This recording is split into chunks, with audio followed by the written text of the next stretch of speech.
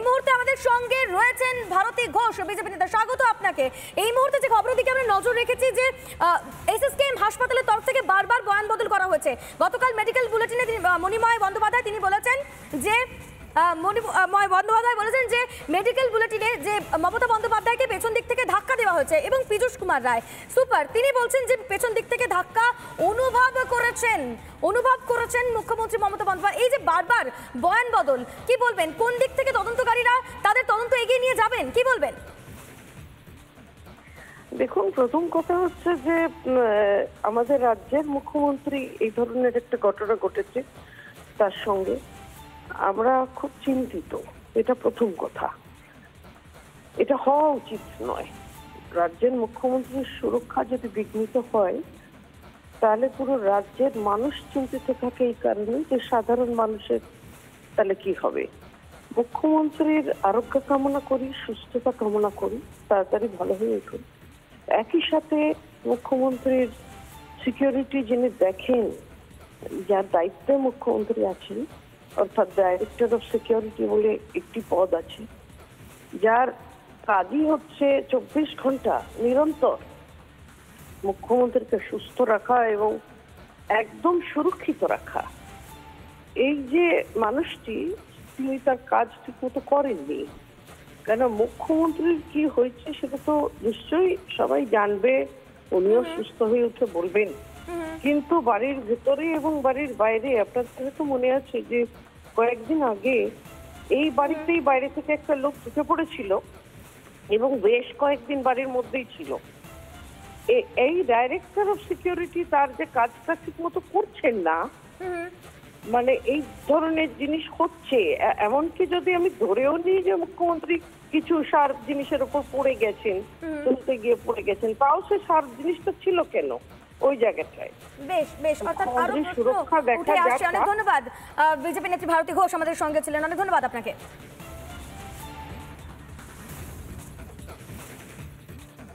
SSKM এর director medical বুলেটিনের যে বয়ান উনি বললেন, push from behind, history of fall within the vicinity of our home due to some push from behind.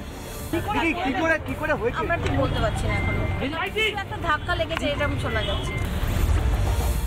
গতকাল গুরুতর জখম হন মুখ্যমন্ত্রী মমতা বন্দ্যোপাধ্যায়। গতকাল এসএসকেএম এর মেডিকেল বুলেটিনে চাঞ্চল্যকর বয়ান, পেছন থেকে ধাক্কা মারার কারণে পড়ে যান মুখ্যমন্ত্রী।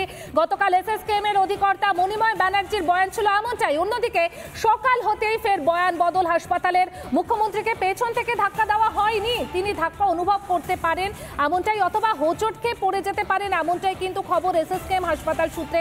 আর ঠিক কি বলেছেন এসএসকেএম এর অধিকর্তা মণিময় ব্যানার্জি আপনাদের শোনাবো। এবং এসএসকেএম হাসপাতালের সুপার পীযূষ কুমার রায়ের সঙ্গে কথা বলেছিলেন আমাদের প্রতিনিধি, তিনি ঠিক কে বলেছিলেন, দুটো প্রতিক্রিয়াই আপনাদের শোনাবো এই মুহূর্তে। Honorable Chief Minister of West Bengal, Mamata Banerjee, reported to our hospital today around 7:30 p.m. with a history of fall within the vicinity of our home due to some push from behind. আচ্ছা, একটা ওখানে একটা জটিলতা সৃষ্টি হয়েছে একটা বিষয় নিয়ে, যে মেডিকেল বুলেটিন, যেটা মুখ্যমন্ত্রী মেডিকেল বুলেটিন প্রকাশ করা হয়েছে আপনাদের তরফে, সেখানে বলা হয়েছে যে ওনাকে কেউ পেছন থেকে ধাক্কা মেরেছিল, পুশ ফ্রম ব্যাক। এই সাইড এই ধরনের একটা টার্ম ইউজ করা হয়েছে। এটা আমি ক্লারিফিকেশন দিয়ে দিই। হ্যাঁ, হসপিটাল সাইড যে এটা হচ্ছে sensation, it is a sensation of as it, there is no definite physical from behind. আচ্ছা, সেন্সেশন মানে এটা কি আপনাদেরকে মুখ্যমন্ত্রী বলেছেন যে উনি কোনো ধাক্কা অনুভব করেছেন?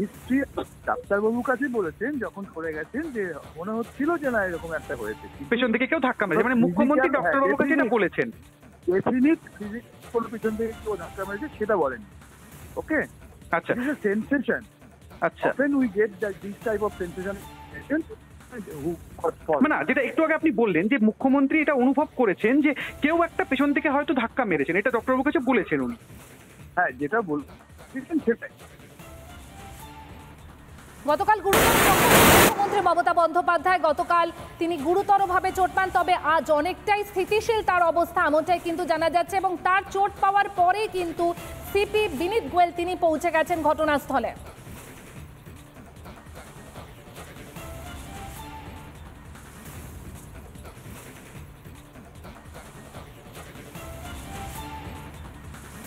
গতকাল গুরুতর জখম হন মুখ্যমন্ত্রী মমতা বন্দ্যোপাধ্যায় এবং তারপরেই কিন্তু বিভিন্ন মহল থেকে তার সুস্থতা কামনা করা হয় এবং তিনি এই মুহূর্তে স্থিতিশীল রয়েছেন এমনটাই কিন্তু জানা যাচ্ছে এবং এই বিষয়ে সুনীল মণ্ডল ঠিক কি বলেছেন আপনাদের শোনাবো।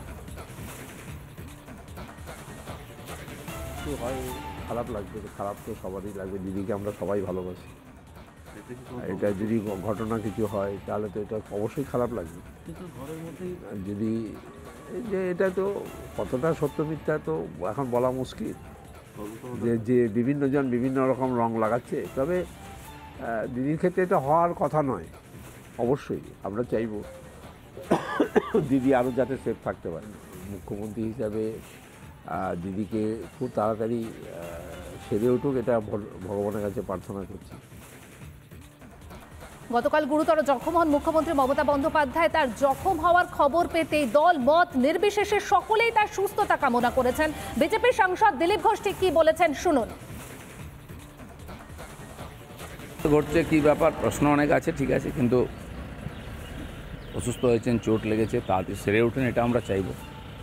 এখন বহু লোক বহু প্রশ্ন করছেন। প্রথম হচ্ছে ওনার সুস্থতা, তারপরে এটা নিয়ে তদন্ত হওয়া উচিত যে কী করে ঘরের মধ্যে চোট পেলেন, কেন এগুলো হয়নি। অনেক প্রশ্ন থাকে সব ঘটনার, সেই প্রশ্নটা ভাবা উচিত, কারণ উনি আমাদের পশ্চিমবাংলার 1 নম্বর ব্যক্তি, তার শরীর স্বাস্থ্য নিয়ে আমরা সবাই চিন্তিত।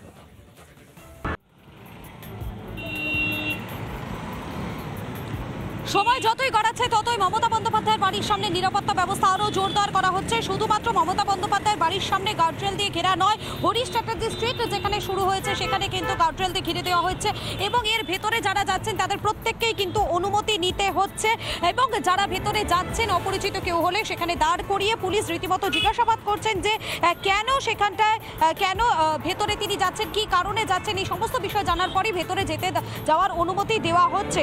অপরদিকে কিছুক্ষণ আগেই ঠিক 11:17 সিপি তিনি নিজে এখানে আসেন মমতা বন্দ্যোপাধ্যায় হরিশ চ্যাটার্জি স্ট্রিটে অর্থাৎ কালীঘাটের যে বাড়ি সেই বাড়ির ভেতরে তিনি যান, সেখানে গিয়ে বেশ খানিকটা সময় তিনি থাকেন এবং 11:35 সেখান থেকে কিন্তু তিনি বেরিয়ে চলে যান। যদিও তিনি বেরোনোর সময় বা ঢোকার সময় কোনো রকম কোনো কথা তিনি কিন্তু কোনো বলেননি। তবে এই মুহূর্তে যতই সময় এগোচ্ছে ততই যেন এই হরিশ চ্যাটার্জি স্ট্রিট সংলগ্ন সমস্ত এই এলাকা কড়া নিরাপত্তার চাদরে মুড়ে ফেলা হচ্ছে।